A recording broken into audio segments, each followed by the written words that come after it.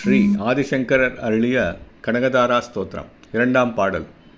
முக்தா முகூர் விதததி வதனே முராரே பிரேமத்ரபாப்ரணி ஹிதானி கதாகதானி மாளாதிருஷோர் மதுகரீவ மகோத்பலேயா சாமேச்சரியம் திசது சாகர சம்பவாயாக.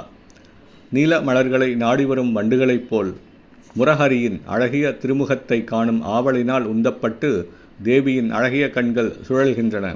மறுகணமே நாணம் தடுக்க அவை தம் போக்கொழிந்து மீள்கின்றன. மீண்டும் வேட்கையால் அவர் முகத்தை நாடுகின்றன. இப்படி வேட்கையும் வெட்கமும் மாறி மாறி தோன்றுவதால் ஸ்ரீதேவியின் கண்கள் மேலும் கீழும் சுழன்று சுழன்று வருகின்றன. அத்தகைய எழில்மிகுந்த பார்வை என்மேல் பட்டால் எல்லா செல்வங்களும் என்னை வந்தடையும். பரமன் திருமாலின் விழிகளை நீலோத்பல மலருக்கு ஒப்பிடப்பட்டுள்ளது.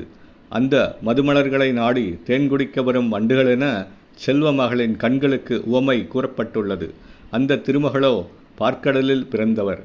பெருமாளின் முகமலரில் தமது கார்வண்டாம் கண்மலர் நாட்டத்தை செலுத்தும் கவின்மிகு காரிகையாக அன்னை மகாலட்சுமி உருவகப்படுத்தப்பட்டுள்ளார். சென்றும் மீண்டும் வருகின்ற அந்த கடைக்கண் பார்வை நம்மீது படநேர்ந்தால் தொல்லை வினைகள் அனைத்தும் ஒழிந்து தேடவண்ணா செல்வங்கள் அனைத்தும் நமக்கு கிட்டாதா? ஸ்ரீ மகாலட்சுமி